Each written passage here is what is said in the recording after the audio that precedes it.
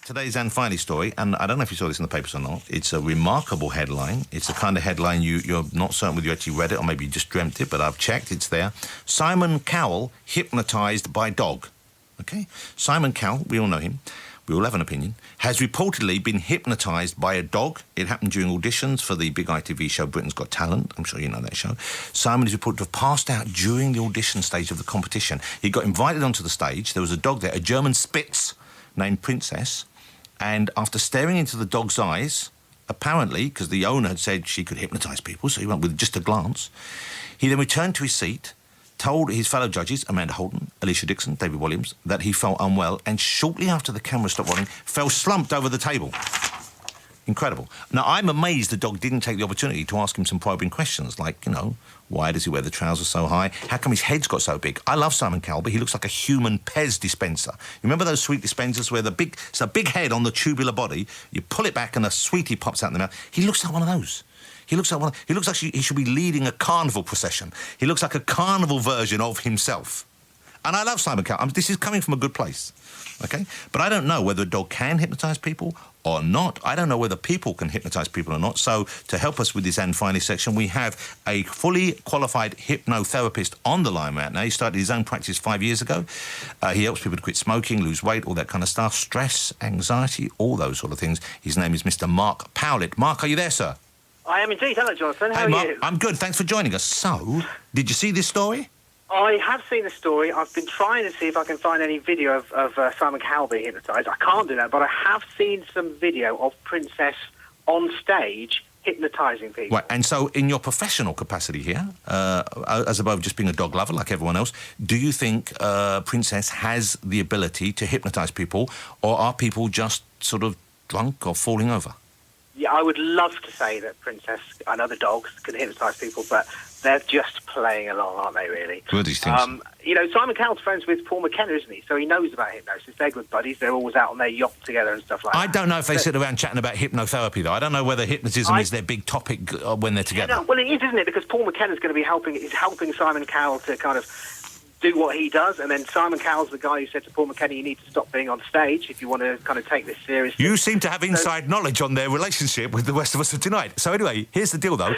When normal people, normal hypnotised people, not dog hypnotherapist type dogs, when hypno people try and hypno you, do they actually put you under, or is it, as I've been led to believe at various times in my career, people playing along? I mean, can you hypnotise someone against their will? No, you can't make anyone do anything against their will. Hypnosis is a totally natural state. It's, you know, you've been in a car and you go, hang on a minute, I've just missed the junction. What was I doing? You're kind of drifting in and out of trance. That's perfectly natural. It's a bit like kind of when you start to fall asleep or you wake up. So it's a natural thing. We all do it all the time. Children daydream, don't they? I mean, I still kind of stare out the window and can get lost in myself. You're staring out the window, imagining conversations between Paul McKenna and Simon Cowell from the sound of things. Yeah, well, you know, what better thing to do in my time? That's a nice thing. But a dog can't really do that. So all I'm doing with all of my clients, whatever it is, whether it's stress, anxiety, smoking, fears, phobias, is I'm teaching them to relax and to be more calm and relaxed. And a dog, of course, a dog is relaxing, isn't it? When you stroke it, that feels nice when you take it for a walk. Yeah, but I wonder whether they can, because my dog sit by me when I'm eating. One of them got on the table the other day, and I gave him some of my steak, and I didn't sit down intending to do that. So I'm wondering whether he reached his little paws inside my brain and coerced me into sharing the meat, because it's not really dog meat. No, it's a possibility, I suppose, isn't it? When you sort of put it that way, you're starting to make me doubt my own thoughts. I think I would. Hypnosis is very different, right? So your dog is looking for you to do exactly what they want people to do on stage, and that's be compliant. When you're on stage, if you're performing, a stage hypnotist is looking for people to join in. So they look for people who give them permission.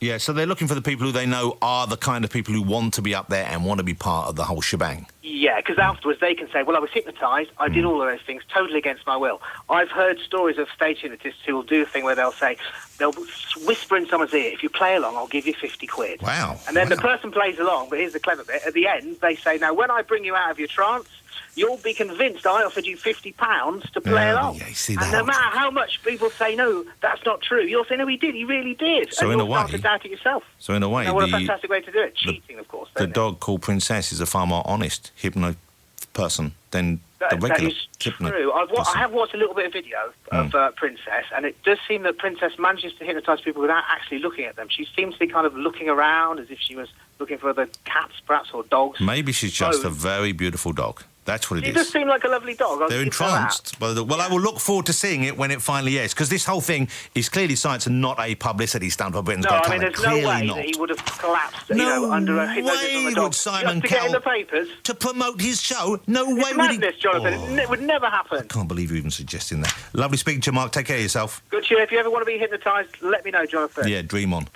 See you later.